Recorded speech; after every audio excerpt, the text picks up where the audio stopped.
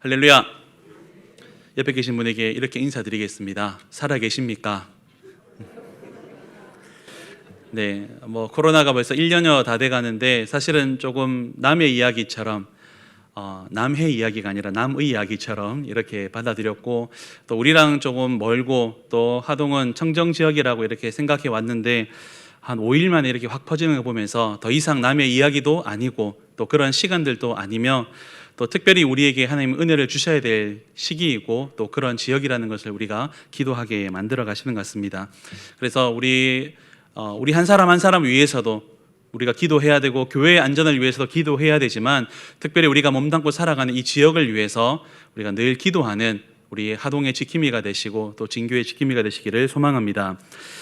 우리가 이 시대에 코로나로 인해서 어려움을 겪는 것처럼 한 100여 년 전에 우리나라에 스페인 독감이라는 독감이 와서 그 당시에 우리나라 인구가 한 1,700만 명쯤 되었는데 그중에 280만 명이 감염이 되고 무려 14만 명이 죽었다고 합니다. 그 당시에는 의술이라든지 또는 방역 체계가 좋지 못했기 때문에, 또 아시는 것처럼 일제시대 중이었기 때문에 이 독감이 하나 지나갔을 때 지금과는 상상할 수 없을 만큼 많은 사람이 죽었습니다. 기억나실지 모르겠지만 2002년도에는 월드컵과 함께 사스가 돌아가지고 많은 어려움이 있었고요. 또 2015년도에는 메르스로 인해서 우리가 또 같은 어려움을 겪기도 했습니다. 이제는 다 지나간 일들이고 또 약이 개발되었고 또 자연적으로 소멸되었기 때문에 이제는 통계로만 남아있지만, 그렇기 때문에 언젠가 이 코로나19도 우리가 지금 겪고 있는 이것도 시간이 지나면 그때 그랬었지라고 해서 지나가겠지만, 중요한 거는 지금 우리가 그 중간에 있고 지금 경험하고 있고 당하고 있다는 것입니다. 우리가 겪고 있는 이 재난이 이런 단지 감염병만 있는 것은 아닙니다. 때로는 기근이 오기도 하고 또는 홍수가 오기도 합니다. 태풍으로 큰 피해를 입는 경우도 있습니다. 아마 여기 계신 대부분의 성도님들이 매미, 또 루사, 볼라벤 이렇게 하면 참 그때 대단했지. 물론 제가 여기 와서 느끼기에 하동, 특별히 진교 지역은 태풍이 그렇게 세게 오지는 않는 것 같습니다. 근데 제가 이전에 살았던 부산은 굉장히 이 태풍이 오면 심각한 지역이었고, 이런 태풍이 지나갈 때마다 창문이 깨어지고 건물이 막 무너지고 하는 부분들이 있어서 참 그때 일이 생각이 많이 납니다. 뿐만 아니라 전염병, 우리의 전염병도 있지만 구제역이라든지 돼지열병이라든지 조류독감과 같은 그런 우리의 재산이 되는 그런 가축들이 당하는 어려움도 있었고, 또는 기근, 또 가뭄, 때론 병충해 때문에 곤란함을 겪을 때가 있습니다. 그러면 우리가 이런 일을 겪을 때, 흔히 말하는 재난을 겪게 될 때 우리는 어떤 마음으로 살아가야 되겠습니까? 앞으로 코로나보다 더 심한 전염병이 올 수도 있고, 매미나 루사보다 더 강력한 태풍이 올 수도 있고, 또는 반대로 정말 마실 물 한 모금 구할 수 없는 대기근이 올 수도 있는데, 그러할 때 우리는 이 재난을 어떻게 대하고 또 영적으로 해석을 해야 되겠습니까? 그에 대한 여러 가지 해석이 나오고 대안들이 나오겠지만, 저는 성경 속에서 한번 답을 찾았으면 좋겠습니다. 성경에 보면 이런 재난이 왔을 때 어떻게 해야 되는지를 하나님께 묻고 또 그것을 깨달아서 백성들에게, 또 이스라엘 백성들에게 전해주었던 참 귀한 선지자가 한 분 계셨습니다. 한번 물어볼게요. 성경 퀴즈입니다. 과연 이 선지자는 누구겠습니까? 어떻게 하셨습니까? 대단하십니다. 성경에 신학하셔야 되겠습니다. 여러분, 이 요엘이라는 선지자가 바로 그 주인공인데요, 오늘 우리가 읽었던 이 요엘서는 바로 이 요엘 선지자가 이런 재난, 엄청난 재난 가운데 어떻게 하나님의 뜻을 분별해야 되는지, 그리고 그런 상황에서 어떻게 진심으로 하나님께 나아가야 되는지를 잘 가르쳐 주었고, 또 백성들을 그렇게 이끌어갔던 귀한 선지자였습니다. 여러분, 요엘서 안에 내용에 보시면 한 번쯤 들어봤을 내용이 많이 있습니다. 대표적으로 요엘서 2장 23절에 보면 우리가 잘 아는 대로, 기도하는 대로 이른 비와 늦은 비의 그런 은혜를 사모하는 부분이 있고요.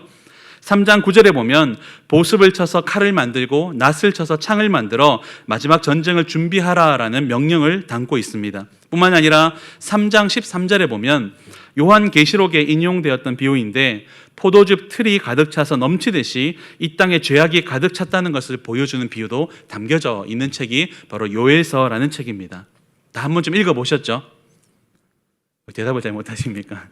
여러분 창세기만 읽고 넘어가지 마시고 구약이 많은 성경이 있으니까 같이 읽었으면 좋겠습니다. 그중에 요엘서의 가장 핵심되는 두 가지 말씀이 있는데 그것이 바로 오늘 우리가 읽었던 2장 13절부터 14절이 있고요. 또 하나가 2장 28절에서 32절까지 내용이 있습니다. 앞의 말씀은 이런 재난이 왔을 때 어떻게 해야 되는지, 그리고 뒤에 말씀은 그런 상황에서 너희가 이렇게 행하면 내가 어떻게 너희를 붙잡아 줄지라는 약속이 담겨져 있는 말씀입니다. 그러니까 요엘서 전체에서 2장 말씀을 잘 눈여겨보시면 우리가 지금 코로나19와 같은 또는 전쟁이나 또 민족적 위기가 있을 때 어떻게 해야 되는지를 가르쳐주는 부분이 분명히 있다는 것입니다. 오늘 말씀을 통해서 우리가 겪고 있는 이 재난뿐만이 아니라 우리가 주님 오시는 날까지 겪게 될 많은 어려움들 속에서 어떻게 하나님의 뜻을 분별하고 또 그 뜻대로 살아가야 될지를 살펴보는 귀한 시간 되시기를 소망합니다.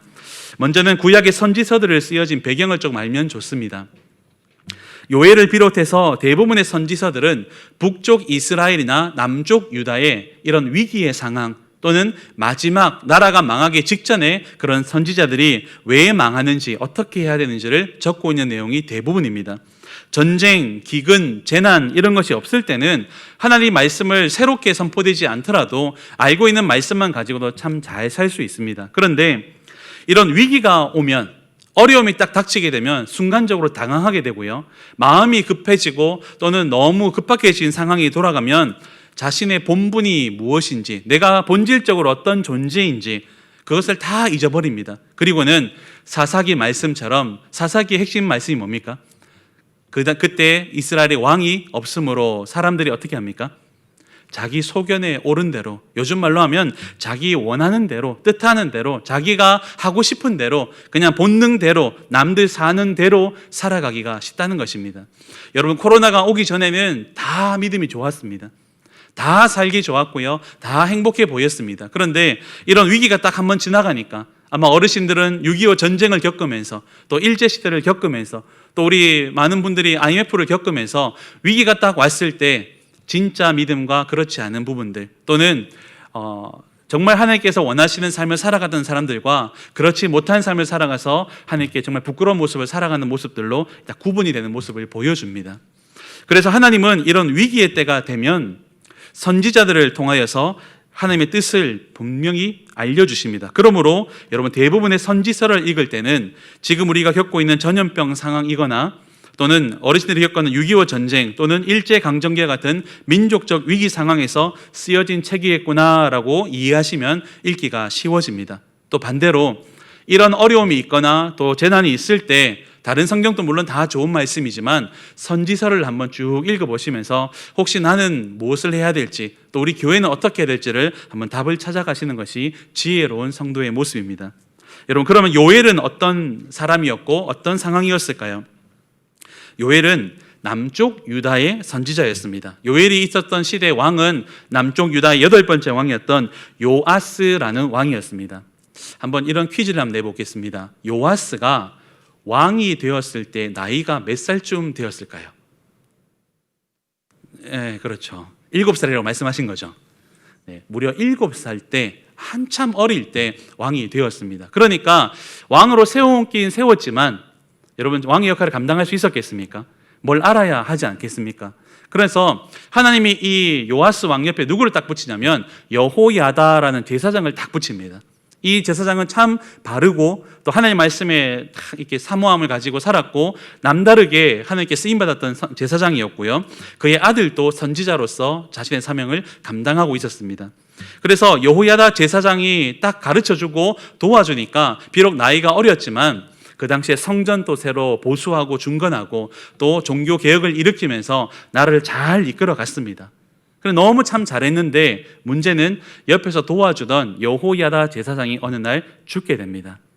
그러자 이 요아스란 왕이 여호야다의 도움이 사라지고 나니까 어떻게 할지를 알지 못해서 어떻게 해야 될까 늘 이렇게 고민하다가 그만 우상 숭배의 길을 걸어버립니다.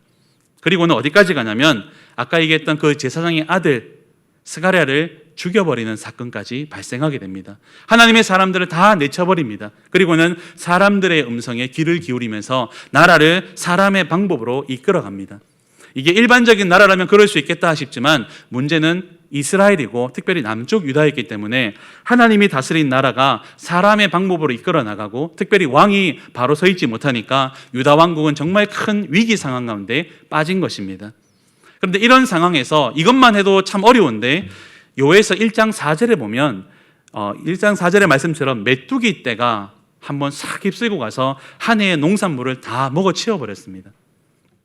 그리고는 다시 기근까지 와서 정말 어려운 상황들에 빠지게 된 것입니다. 그리고 그 상황에서 심지어 아람 왕이 쳐들어와서 요아스 왕까지 상해를 입게 되고 결국 죽게 되어버립니다.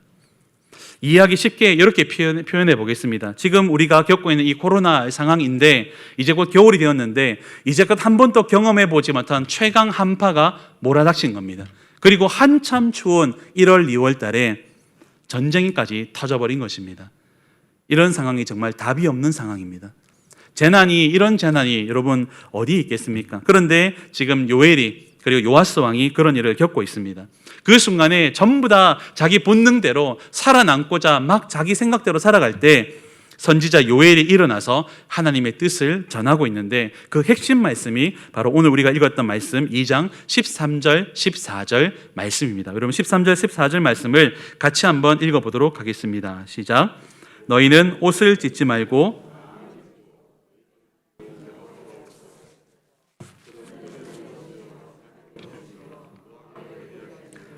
이내가 크시사 뜻을 돌이켜 재앙을 내리지 아니하시나니 주께서 혹시 마음과 뜻을 돌이키시고 그 뒤에 복을 내리사 너희 하나님 여호와께 소제와 전제를 드리게 하지 아니하실는지 누가 알겠느냐. 아멘. 많이 들어본 말씀이죠. 옷을 찢지 말고 마음을 찢어라 라는 핵심적인 가르침을 줍니다. 옷을 찢는다는 것은 어떤 의미냐면 이 당시에 가족이 이렇게 죽게 되거나 또는 그에 비견될 수 있는 어려움을 정말 큰 슬픔을 당하였을 때 또는 정말 누가 들어도 용서받지 못할 큰 죄를 지어서 하나님께 나와 속죄를 드리고 있을 때 그 슬픔 때문에 또는 그 비참함 때문에 견딜 수가 없어서 사람들이 옷을 찢고요. 그리고 머리에 재를 뒤집어 쓰고 땅을 막 기어다니면서 자신의 아픔과 또 자신의 비참함, 자신의 죄책감을 표현하는 것입니다. 아마 처음 이것을 시작한 사람은 진심이었을 것입니다. 처음 누군가가 정말 가족을 잃었을 때 그 아픔이 못 견뎌져서 옷을 찢어버리고 먼지를 뒤집어 쓰고 아마 바닥을 기어다니면서 떼굴떼굴 굴렀을 것입니다. 여러분 충분히 이해되지 않습니까? 그리고 처음 어떤 사람은 그런 가족이 죽은 것은 아니지만 내가 잘못한 죄가 얼마나 큰지를 깨닫고 나니 내가 견딜 수가 없고 하나님 앞에 너무 미안하고 부끄럽고 그 죄책감에 그냥 옷을 찢어버리고 막 베옷을 입고 내가 정말 죽고 싶다라고 그런 심정으로 살아갔을 것입니다. 처음 했던 사람은 그렇습니다. 그리고 많은 사람들이 그 모습을 보고 똑같이 어려움을 겪을 때 그런 모습으로 자신의 마음을 표현했습니다. 그런데 문제는 이런 것이 시간이 지나가다 보니까 어느 날부터 이것이 형식이 되어집니다. 이렇게 표현하면 이해가 쉬울 것 같습니다. 정말 하나님께 은혜 받고 싶어서 처음으로 금식 기도할 때는 정말 금식하며 기도합니다. 그런데 어느 날부터인가 기도는 사라지고 금식만 하고 있는 것입니다. 금식 기도합니다. 내가 오늘부터 3일 동안 또는 7일 동안 또는 40일 동안 금식 기도하겠습니다 라고 주변 사람들에게 선포를 하고 내가 기도합니다. 그런데 진심일 때는 그 기간을 정말 지키며 기도하는데 어느 날부터 그게 습관이 되어지고 형식이 되어지고 그냥 보여주기 위해서 기도는 하지 않으면서 내가 금식하고 있다라는 표시만 내고 있는 것입니다. 지금 이 애통함, 옷을 찢는 행위가 그 자체가 나쁜 것은 아니었고 원래는 그것이 하나의 슬픔과 애통함의 표현이었는데 어느 날부터인가 그것이 형식이 되고 습관이 되고 그냥 표현이 되어버린 것입니다. 그래서 이런 기간이 되었을 때 그냥 그렇게 함으로써 내 할 일을 내가 다 했다. 그러니까 너희가 더 이상 말하지 마라. 내 죄에 대해서 이렇게까지 아파했으니까 더 이상 말하지 마라. 내 가족의 이런 슬픔에 대해서 내가 이렇게까지 표현했으니까 더 이상 나를 이렇게 불쌍하게 보지 마라라고 표현하는 그냥 방법이 되어버린 것입니다. 여러분 사람들은 그렇게 볼 수 있습니다. 사람들의 눈에는 정말 저 사람이 할 도리를 다 했고 진심이든 아니든 그렇게 했으면 그만하면 됐다라고 생각할 수 있습니다. 그래서 사람들은 그렇게 해왔던 것입니다. 근데 문제는요, 하나님 보시기에는 전혀 그렇지 않다는 것입니다. 사람들 눈에는 그가 금식 기도를 하고 있지만 하나님 보시기엔 그는 금식, 더 정확하게 말하면 그냥 굶식을 하고 있는 거죠. 밥만 굶고 있는 겁니다.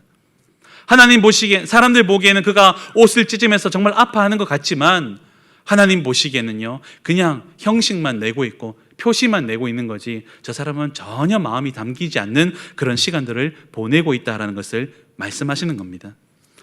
하나님의 눈은 옷을 찢고 죄를 뒤집어 쓰는 그런 겉모습이 아니라 그 마음의 중심을 보시고 계시기 때문에 마음을 찢고 있는지 안 찢고 있는지, 정말 심령 깊은 곳에서부터 찬양하고 정말 심령 깊숙이 애통해하는지를 보고 계시다는 것입니다. 그래서 오늘 요엘서를 통해서 너희가 제발 내가 부탁하는데 더 이상 내 눈앞에서 형식적으로 그럴듯해 보이는 모습으로 옷 찢지 말고, 그 옷을 찢을 필요 없으니까 차라리 마음을 찢는 시간을 좀 가져라, 정말 진심으로 돌아오는 그런 시간들을 만들어 달라라고 부탁하고 있는 것입니다. 이것이 재난을 통해서 우리에게 보여주시는 하나님의 뜻이라는 것입니다. 마찬가지입니다.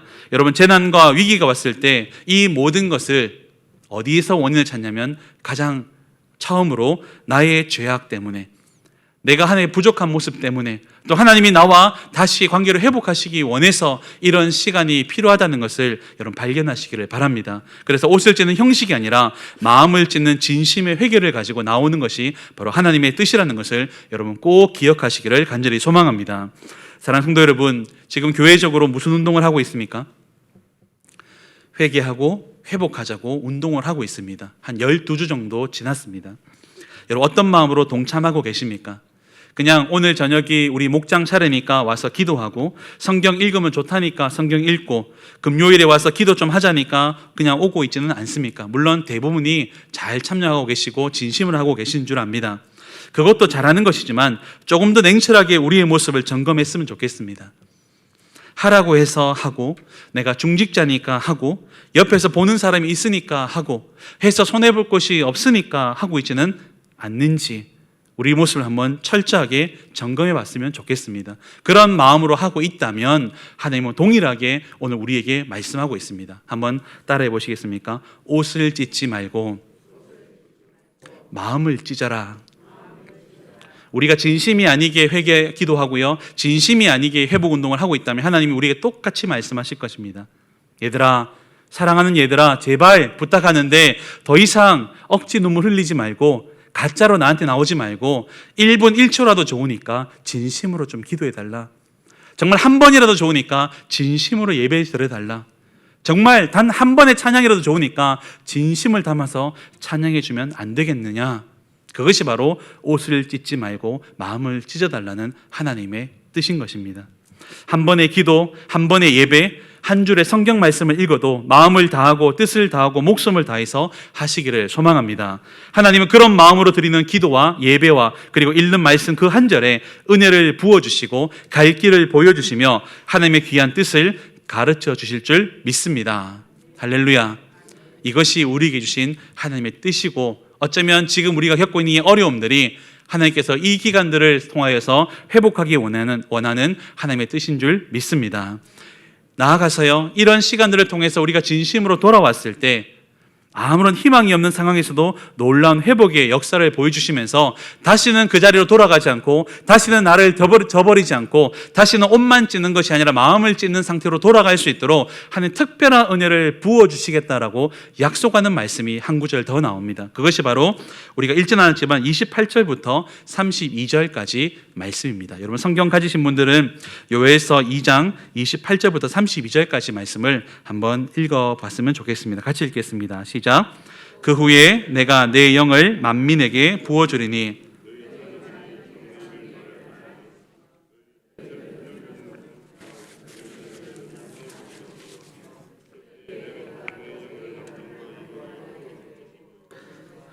내가 이적을 하늘과 땅에 베풀리니 곧 피와 불과 연기 기둥이라.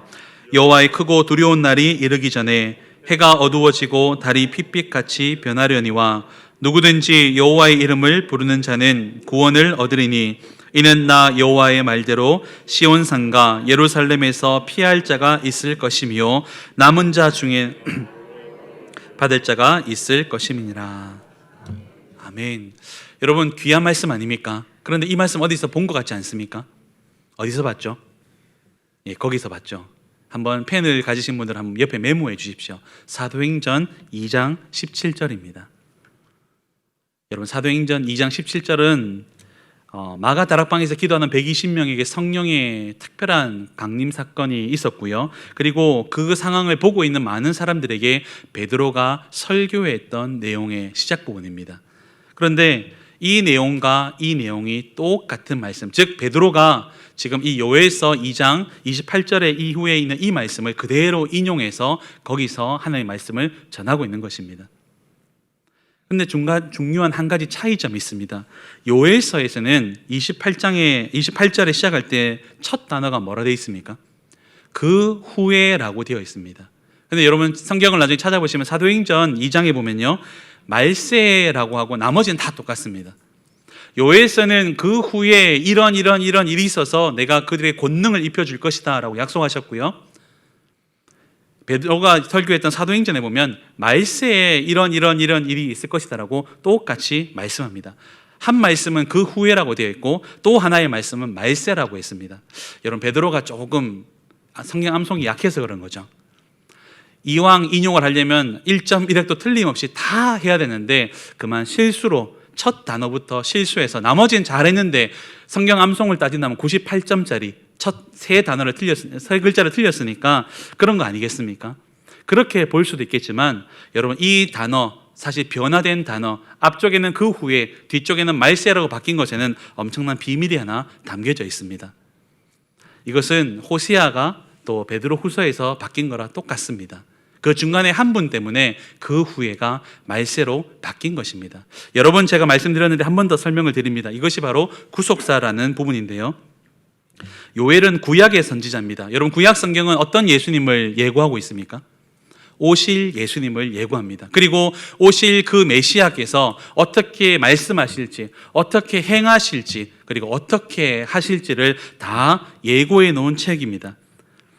반대로 이 사도행전을 비롯한 신약은 오신 예수님께서 어떻게 그 말씀을 이루어 가셨는지, 그래서 십자가에서 어떻게 다 이루셨는지, 그리고 그 이루신 예수님을 통해서 이 땅에 세워진 교회가 어떻게 시작되는지, 이것을 가르쳐주는 부분입니다.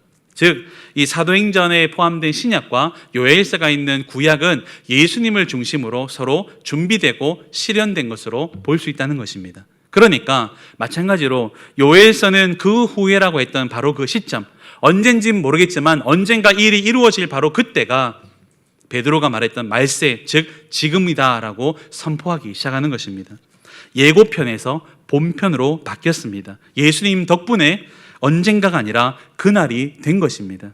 그래서 요엘이 막연하게 언젠가 그 후에 이런 일이 일어날 바로 그때라고 했던 것이 바로 사도행전 2장에 120명의 제자들을 통해서 이루어졌고, 이제는 그 일들과 앞으로 일어날 일들을 차근차근 성취되고 나타나게 됨을 보여주기 때문에 이때를 바로 말세, 바로 그 여호와의 날이라고 표현한 것입니다. 여기서 요엘서가 말한 그 후에 베드로가 말한 말세, 이것은 스가랴나 에스겔이나 오바냐 등 많은 성경에서 일명 여호와의 날이라고 표현하는 단어입니다. 한번 따라해 보시겠습니까? 여호와의 날. 이 날은 어떤 날일까요? 우리가 말하는 어떤 특별한 날 있죠. 광복절, 또 3.1절, 또는 우리 개인의 생일 같은 날이 있을 건데 대부분은 무엇인가를 기념하고 무엇인가 다시 뜻을 되새기고 또 뭐 기쁜 날 혹은 우리가 잊지 말아야 될 날들인데, 적어도 이 여호와의 날은요, 그런 기념의 날이 아니라 선포되는 날이고 끝나는 날입니다. 이 날이 되면은 이제 심판받게 되는 것입니다. 이 날은 더 이상 기념할 필요가 없습니다. 왜냐하면 이 날 이후로 더 이상 이 땅에는 아무도 남지 않기 때문입니다. 우리는 하나님 나라로, 그렇지 못한 사람들은 아닌 곳으로 가버리기 때문에 여호와의 날은 기념하는 날도 생일도 아니라 바로 이 날은 심판의 날이고 동시에 우리 모두가 구원받는 날인 줄 믿습니다. 베드로는 그 날이 이제 이르렀고 이제 시작되었기 때문에 그 후회가 아니라 말세, 바로 오늘 이 시대부터, 이 시간부터 하나님의 놀라운 역사가 우리 교회 가운데 그리고 이 시대 가운데 임할 것이다 라는 것을 말세라는 말로 표현한 것입니다. 그렇기 때문에 재난 속에서 요엘이 선포한 것은 이 재난 때문에 겪고 있는 어려움을 잘 이겨내고 아프지 말고 힘들지 말고 승리하자라는 그런 말이 아닙니다. 이것이 여호와의 날의 시작이고 표징이며, 그렇기 때문에 더더욱 정신을 차리고 하나님을 바라보라라는 그런 의미로서 오늘 이 말을 하고 있는 것입니다. 옷이 아닌 마음을 찢는 자에게 회개하는 마음을 부어주시고 예수 그리스도 안에서 온전하게 회복되며 그런 자들을 살리기 위한 심판의 날, 곧 구원의 날인 여호와의 날이 이제 시작된 것입니다. 언제요? 2000년 전 교회가 시작될 때입니다. 그것이 바로 사도행전 2장의 오순절 성령 강림 사건이고 교회의 출발이 되는 날입니다. 여러분, 2장 13절 14절에 나왔던 이 놀라운 회개 역사가 있고, 그런 자들이 하나님 앞에서 언젠가는 모르겠지만 바로 그날 이런 성령의 강력한 권능을 받았을 때 드디어 하나님의 놀라운 날, 하나님의 여호와의 날이 시작되고, 그날부터 교회가 이 땅을 다스리고 하나님의 놀라운 통치를 보여주는 통로로 만들어 주시겠다는 약속이 되는 것입니다. 그러므로 교회는 시작 때부터 이미 말세를 살아가고 있습니다. 여러분, 세상 사람들이 말하는 말세가 뭡니까? 애들이 복장이 좀 이상하게 되고요, 머리 색깔이 좀 바뀌고요, 조금 너무 불량스럽게, 또는 정말 세상이 손가락질 당할 만한 그런 할 만큼 일이 터지면 아이고 말세다라고 얘기합니다. 그건 세상적인 관점입니다. 여러분, 우리 그리스도인들은 어떻게 생각이 되냐면 말세는 이미 2000년 전부터 시작되었습니다. 세상은 악해져 가는 것이 아니라 원래 악했습니다. 언제부터입니까? 아담이 범죄한 이후로부터입니다. 동성애는 지금 있는 것입니까? 아닙니다. 로마서가 쓰여진 로마 시대도 있었고요, 심지어는 창세기에도 기록이 되어 있습니다. 세상은 원래 악했고 세상은 끊임없이 하나님을 도전했고, 하지만 하나님은 그것을 참고 기다리시다가 2000년 전 예수님의 십자가 사역권을 중심으로 이제 여호와의 날, 그 마지막 때를 선포하시고 시작하시고 지금까지 이어오시는 것입니다. 그러므로 지난 2000년 교회 역사는 항상 위기였고 국가적 재난뿐만 아니라 영적인 위기와 재난을 늘 겪어왔습니다. 밖에서는 교회가 힘을 가지고 대륙을 좌지우지했던 중세시대를 교회의 왕성한 시대라고 생각하지만 사실은 중세시대가 가장 암흑기였고요, 영적으로도 심각한 재난의 기간이었습니다. 그래서 하나님은 종교개혁자들을 통해서 빛을 보여주고 교회가 이 영적인 위기를 이겨내도록 이끌어내신 것입니다. 우리는 2000년 전 시작된 말세의 정말 마지막 시간을 살고 있고, 그 여호와의 날을 준비하고 교회를 새롭게 회복시키기 위해 하나님은 어쩌면 우리 시대에 마지막 큰 날을 준비하기 위해 코로나라는 예방주사를 우리에게 놓고 있는 건 아닌지 모르겠습니다. 이스라엘 사람들은 메뚜기라는 재앙이 오면 이것은 이방 민족이나 또 이스라엘 대적자에게만 내리는 하나님의 구별된 재앙이다라고 생각했습니다. 왜 그럴까요? 바로 출애굽할 때 10가지 재앙 때문에 그런 겁니다. 한국 교회도 사실 비슷한 부분이 있었습니다. 많은 간증 덕분에, 간증은 사실은 우리가 겪게 될 수많은 일들 중에 하나일 뿐인데, 많은 사람들이 간증이 보편적으로 우리에게 이루어지는 것처럼 착각해서 우리는 기도하면 다 낫고, 교회는 무조건 승리하고 무조건 잘 되고 다 성공하고, 교회 다니는 아이들, 우리 믿음의 세대의 다음 세대는 전부 서울대 가고 카이스트 가고 다 성공한다고 생각하는 데가 있었습니다. 다 승리하는 것으로, 다 잘 되는 것으로 그렇게 생각했습니다. 물론 맞는 말입니다. 하나님 우리에게 승리를 주실 줄 믿습니다. 그러나 그 성공과 승리는 세상이 말하는 승리가 아닙니다. 성경이 말하는 승리, 성경이 말하는 성공은 서울대 보내고 대기업에 취직하고 내가 사장으로 성공하고 내가 이 땅 가운데 그래도 제법 명함 한 장 날릴 수 있는 그런 자리를 말하는 것이 아니었습니다. 성경이 말하는 승리, 영적인 승리는 하나님의 승리이고, 그것을 위해서 때로는 세상적인 눈으로 보면 실패도 할 수 있고 무너질 수도 있고 잘못된 것을 도려내는 아픔의 시간들을 겪기도 한다는 것입니다. 코로나를 겪으면서 교회가 참 많이 힘듭니다. 너무 어렵습니다. 하지만 동시에 우리를 돌아볼 수 있는 시간을 주셨다고 믿습니다.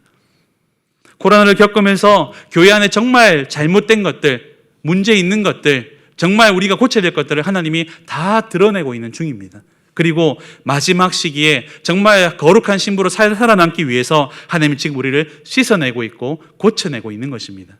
그러므로 이 시간들을 그냥 하염없이 슬퍼하거나 두려워하거나 무서워하거나 또는 그것을 향해서 대적만 하지 마시고, 정말 요엘서가 말해주는 대로 혹시 내가 옷만 찢고 있었던 부분은 없었는지, 몸만 교회에 와 있었던 부분은 없었는지, 기도는 하지 않고 금식만 하고 있었던 부분은 없었는지 한번 돌아봤으면 좋겠습니다.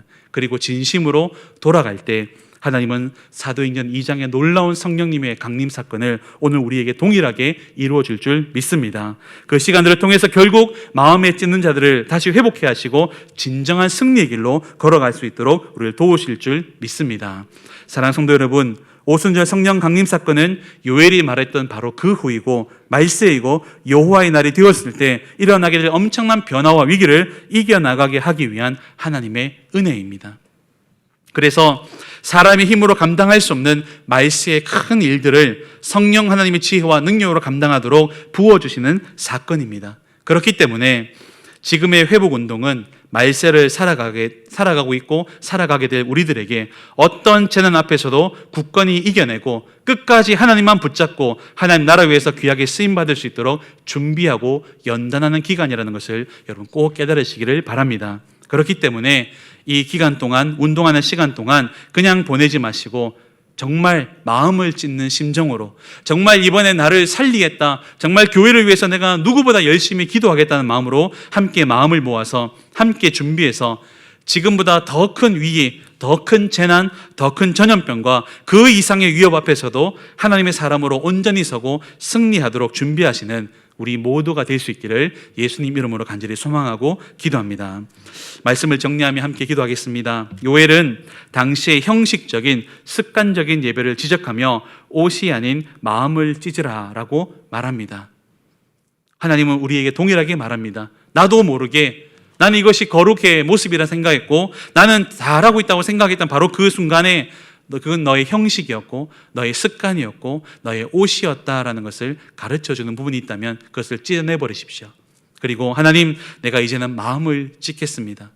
몸만 와 있지 않고 마음까지 와 있겠습니다. 혹시 몸이 오지 못하더라도, 그래서 가정에서 예배 드릴 수밖에 없다 할지라도 내 마음을 찢으며 함께 동참하고 함께 하겠습니다. 하나님, 나를 붙잡아 주시옵소서. 그런 회개가 일어날 때 진정한 회복을 주시고 바로 그날에 하나님이 놀라운 성령의 능력을 주셔서 이 말세를 이기고 살아가도록 해주심을 믿으시고 오늘 주신 우리의 말씀을 듣고 우리가 다시 한번 우리의 모습을 돌아보아 우리의 마음을 찢는 귀한 한 주간 우리 시간 되시기를 예수님 이름으로 간절히 소망하고 기도합니다. 이제 같이 한번 기도하시겠습니다.